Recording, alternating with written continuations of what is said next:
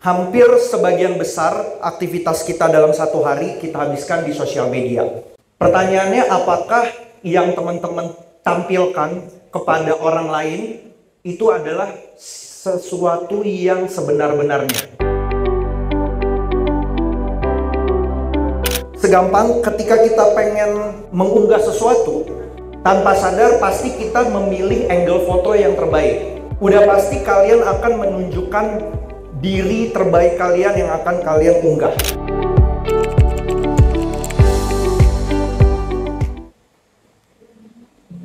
Oke, teman-teman, saya mau mengangkat literasi dengan judul Manusia Palsu. Pertanyaannya, teman-teman, apakah teman-teman yang hari ini duduk di bangku SMA 50 Auditorium ini adalah manusia yang palsu? Teman-teman, tadi Mas Gali udah cerita bahwa hampir sebagian besar aktivitas kita dalam satu hari kita habiskan di sosial media. Termasuk ketika teman-teman mengunggah foto, mengunggah aktivitas di status, di Instagram, di TikTok. Pertanyaannya, apakah yang teman-teman tampilkan kepada orang lain itu adalah sesuatu yang sebenar-benarnya, sesuatu yang memang itu terjadi secara real dan kalian jujur dalam menampilkan itu? Segampang ketika kita pengen mengunggah sesuatu, tanpa sadar pasti kita memilih angle foto yang terbaik. Udah pasti kalian akan menunjukkan diri terbaik kalian yang akan kalian unggah. Yang cowok akan memoles wajahnya, yang cewek akan memoles wajahnya, merapikan rambut, dan lain sebagainya, demi memperlihatkan yang terbaik untuk dilihat oleh orang lain. Apakah itu palsu? Apakah itu fabrikasi atau buatan? Di abad 21 ini, teman-teman, kita hidup dikelilingi oleh banyak kepalsuan. Hoax juga tadi kan kepalsuan. Kita dikelilingi oleh sesuatu yang kita saksikan hari ini tuh palsu. Lebih banyak palsu dibandingkan yang jujur atau yang asli. Kita harus mengakui itu, teman-teman. Pasti lebih banyak palsu. Nah, apa yang tampak, apa yang terlihat, itu nggak sesuai dengan kenyataan aslinya. Banyak hari ini yang percaya bahwa apa yang dilihat, disaksikan di TikTok, di Instagram, di YouTube, percaya bahwa itu adalah yang aslinya. Lebih gawat lagi. Dan tadi Mas Gali juga benar banget. Bahkan saking percayanya, tadi Polsek Ciracas bisa diserang. Itu lebih gila lagi. Kalau dalam taraf yang lebih serius lagi, teman-teman. Orang-orang, atau coba kalian tanya sama diri kalian sendiri, memakai topeng untuk menutupi kemunafikan dan penderitaannya. Jadi ketika kita mengunggah sesuatu, apakah ada yang kita tutupi? Sering kan kita ngelihat ada keluarga yang foto bapak, ibu, anak terlihat bahagia. Biasanya tuh sering banget kalau udah hari raya ya, foto berjeret gitu ya. Pertanyaannya, apakah itu memang momen bahagia yang sebenar-benarnya? Atau mungkin momen bahagia itu sekedar untuk ingin ditunjukkan oleh kita kepada orang lain untuk bilang bahwa kami baik-baik saja dan kami punya keluarga yang bahagia. Itu yang menjadi pembukaan saya. Ada juga yang terlihat suka menolong orang lain. Bagi-bagi duit, uang kaget, atau apapun. Ujung-ujungnya untuk meningkatkan likes, love, dan exposure semata. Atau ada juga yang memamerkan dia lagi datang ke konser A. Jujur saya adalah salah satu orang yang bertanya kalau ada orang yang kayak kemarin datang ke konser, terus dia instastory. Menurut saya dia tidak akan bisa menikmati performance-nya karena sibuk mengatur angle handphone. Bahkan tubuh pun kita manipulasi dengan krim, skincare, dan segala macam. Warna kulit, bentuk hidung, bentuk mata pun kita ubah dengan sengaja. Untuk apa? Untuk gratifikasi instan. Lebih glowing ya, hidung lo lebih bagus ya, dan segala macam. Tubuh kita yang menjadi pemberian yang maha kuasa, kita manipulasi untuk hanya sekedar mengejar gratifikasi instan, untuk mencapai ukuran ganteng, ukuran cantik yang dipropagandakan oleh media. Untuk cantik, kulitnya harus putih, hidungnya harus mancung, bulu matanya harus lentik, dan lain sebagainya. Untuk mencapai ukuran yang dibuat dan dipropagandakan, kita memanipulasi tubuh kita sendiri. Dengan segala macam fabrikasi dan alat-alat yang tersedia saat ini. Dan yang paling gawat, kita nggak punya lagi pikiran yang asli. Pikiran kita sudah dibentuk oleh pikiran massal atau pikiran massal. Jadi orang masyarakat berpikir A, kita jadi tanpa sadar ikut berpikir A. Jadi pikiran kita sendiri ikut dibentuk oleh pikiran massal, pikiran umum, pikiran kebanyakan orang. Nah, kita akan sedikit memulai teman-teman. Kenapa kita atau kepalsuan ini tuh mengakar dan tersebar dalam realitas kita hari ini. Kita mulai dari pertanyaan itu dulu, mengapa?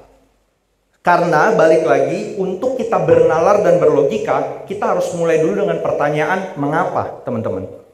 Sekarang kepalsuan itu mengakar, tersebar, dan keaslian, kejujuran menjadi barang langka hari ini. Pertama, kita hidup di zaman serba kompetitif. Untuk hal yang paling sederhana sekalipun, kita harus berkompetisi, teman-teman. Untuk tadi mau dapat nilai bagus, kalian harus berkompetisi. Untuk bisa dapat makan, kita harus berkompetisi. Bahkan untuk dapat tiket konser pun kita harus berkompetisi. Kita hidup di zaman yang serba semuanya dikompetisikan. Apapun. Bahkan foto yang tadi kalian unggah, itu juga ada kompetisi siapa yang mendapatkan likes dan love lebih banyak. Semua kita kompetisi. Masuk universitas PTN kompetisi, mau dapat ranking kompetisi, dan segala macamnya, semuanya kompetisi. Dari hal yang paling sederhana, sampai hal yang paling berat. Bahkan untuk menghibur diri aja kita berkompetisi. Untuk menghibur diri kita berkompetisi. Semuanya sekarang dikompetisikan. Nah, akar dari kompetisi, akarnya adalah perbandingan. Kita terus membandingkan diri kita sendiri dengan orang lain. Akar dari kompetisi adalah perbandingan kan. Mana yang lebih baik, mana yang lebih benar, mana yang lebih populer, mana yang lebih tinggi. Karena kompetisi melahirkan akhirnya perbandingan. Tanpa sadar kita membandingkan terus apa yang kita miliki, apa yang kita punya, apa yang kita capai dengan orang lain. Itulah yang membuat kita terjebak pada kepalsuan. Atau kita menjadi manusia palsu tadi. Gua lebih keren, gua lebih ganteng, gua lebih aktif, gua lebih populer, nilai gua lebih bagus, foto gua lebih banyak likes-nya, komen gua lebih banyak. Jadi kita akan terus berkutat pada perbandingan-perbandingan dalam kompetisi itu. Banyak akhirnya kita hidup dengan kepalsuan karena ingin memenangkan kompetisi semu ini dengan orang lain. Itu. Yang ketiga jelas pengaruh media sosial. Salah satu pemikir dari luar bilang, dunia ini mulai rusak saat tombol love, like, Komen tercipta di dunia. Mulai rusaklah dunia ini. Jadi ketika 3 tombol itu tercipta di muka bumi ini, mulailah terjebak kita pada kekacauan hari ini. Jadi teman-teman, pengaruh media sosial pasti dengan muncul ini semua. Orang mengumbar kehidupan pribadinya yang telah dipoles untuk instan gratifikasi tadi, untuk mengejar jumlah views, exposure, likes, dan segala macam. Ya akhirnya saling membeda-bedakan, saling membandingkan kan terus. Tanpa sadar, mungkin kalian hari ini bilang, enggak kok, gue apa adanya aja. Tapi tanpa sadar, kalau abis kalian foto, terus atau teman kalian fotoin kalian, tanpa sadar pasti kalian ngelihat foto yang kalian lihat siapa pertama kali? Wajah kalian sendiri kan? Pasti. Itu alam bawah sadar kita akhirnya berbicara. Karena tadi akar dari kompetisi dan perbandingan tadi. Foto gue kayaknya kurang bagus ya. Itu udah pasti. Yang keempat, lemahnya kepribadian. Kita hidup tuh nggak punya value. Nggak punya apa sih nilai-nilai yang kita yakini dan kita anut dan itu kita pegang teguh. Karena kita nggak punya value, akhirnya tadi kita hidup dalam kepalsuan. Kelima, sistem pendidikan kita juga. Sistem pendidikan berperan besar. Tanpa sadar, dari mulai PAUD, waktu kalian PAUD, TK, ujung-ujungnya adalah ranking. Ujung-ujungnya nilai.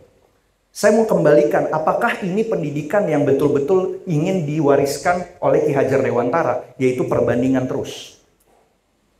Pasti. Yang dituntut oleh orang tua hari ini adalah nilai. Di mana nilai adalah sesuatu yang diperbandingkan.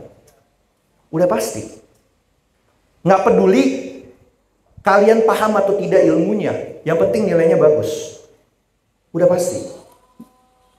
Makanya dulu orang tua saya sangat menekankan, nggak penting nilai kamu berapa, tapi pastikan kamu pulang kamu dapat ilmunya. Tapi sehemat saya jarang seperti itu. Karena akhirnya tuntutan dan demanding membuat kalian akan mengejar perbandingan ranking dan perbandingan nilai. Dan itu adalah sistem pendidikan kita. Akhirnya kebahagiaan pun kita cari di luar dalam diri kita. Tadi, tanpa sadar kita mencari dalam bentuk harta, dalam bentuk kuasa, dan dalam bentuk kepopuleran. Kompetisi pun akhirnya menjadi jalan untuk mencapai itu semua. Untuk mencapai kepopuleran, mencapai harta yang banyak, dan kuasa yang melimpah. Kepalsuan akhirnya dirayakan. Bahkan yang lebih gawatnya lagi, dianggap sebagai sesuatu yang benar, dan menjadi normalitas baru.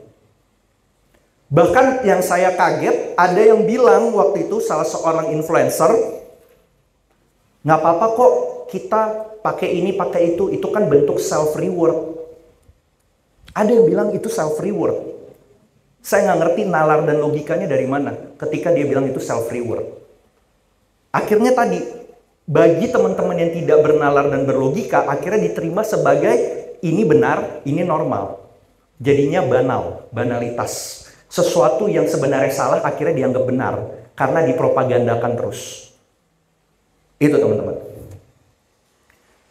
Oke, terakhir, sebelum kita selesai sesi hari ini, bagaimana kita menyingkapi ini semua teman-teman? Agar kita pulang, setidaknya kita menjadi anak muda yang punya nalar, punya logika, dan punya kesadaran. Pertama, kita perlu mengubah mindset kita, jalan pikiran kita, itu pasti. Bahwa kompetisi, mau kalian sepakat atau tidak sepakat, tapi kompetisi itu adalah ciptaan manusia. Ciptaan peradaban, ciptaan budaya. Pasti. Oke, bagi yang setuju kompetisi silahkan. Tapi mau gimana pun, dekonstruksi kompetisi adalah ciptaan manusia, teman-teman. Berarti kompetisi itu menciptakan ketegangan dalam hati dan dalam batin dan dalam pikiran. Itu yang udah pasti. Yang dibutuhkan saat ini, teman-teman, bukannya perbandingan, bukannya kompetisi semu, tapi adalah kerjasama. kolaborasi. Salah satunya ya kayak kami. Acara hari ini bisa ada karena kolaborasi dengan Kompas, Neo Historia, dan teman-teman lain. Jadi teman-teman, semua hal yang besar pasti akan tercipta kalau kerjasama tercipta dengan efektif. Bukan hanya sekedar ingin memenangkan sebuah kompetisi yang semu. Hanya untuk merasa diri lebih baik daripada orang lain. Pasti hal besar semua tercipta karena adanya kerjasama dan kolaborasi. Setiap orang punya DNA keunikan masing-masing. Itu yang saya percaya. Nggak mungkin setiap orang nggak punya keunikan. Apapun itu. Jadi, rayakanlah keunikan yang kalian punya. Bukan untuk dibanding-bandingkan dengan orang lain. Tapi kalian punya keunikan yang otentik dalam diri kalian dan hanya kalian doang yang punya. Yang ketiga teman-teman, kembangkan nalar. Sekali lagi, nalar logika dengan sikap kritis. Jangan terjajah oleh pikiran kita sendiri. Sekali lagi, itu yang penting, yang terus kita suarakan dari Muda Berdaya. Kita pengen kalian punya kemandirian, kedaulatan pikiran kalian sendiri. Tanpa terjajah oleh orang lain, tanpa terjajah oleh pikiran masyarakat. Kalian punya kedaulatan berpikir sendiri. Sehingga kalau setiap keputusan kalian salah pun nggak apa-apa. Setidaknya kalian udah memutuskan itu secara kemandirian, kedaulatan berpikir kalian. Keempat, pasti perbaikan sistem pendidikan. Saya berharap ke depan pendidikan di Indonesia semakin mengubah caranya. Bukan hanya sekedar membandingkan. Tetapi bagaimana setiap orang bisa mengolah keunikan mereka masing-masing. Otentifikasinya masing-masing, bukan sekedar mengejar perbandingan nilai dan perbandingan ranking. Sehingga ketika pendidikan ini selesai, kalian punya keunikan dan hanya kalian yang punya dan kalian bisa manifestasikan itu dalam kehidupan sehari-hari. Itu. Dan teman-teman, pastinya kesadaran untuk membantu kita keluar dari kecemasan-kecemasan berlebihan. Oke teman-teman, pertanyaan terakhir saya, apakah kita adalah manusia palsu? Saya berharap tidak. Sekali lagi, semua orang harus hidup jujur dengan dirinya sendiri dulu yang pertama. Jangan sampai kalian membohongi diri sendiri hanya untuk mengejar instan gratifikasi. Hanya untuk mengejar pamor, tetapi kalian membohongi diri kalian sendiri. Karena ketika kalian membohongi diri kalian sendiri, disitulah insecure, kecemasan, kekhawatiran akan ada di dalam diri kalian. Dan kalian gak akan menjadi manusia yang merdeka. Saya Steffi Thomas, mari menjadi anak muda Indonesia yang berdaya sikap muda. Terima kasih.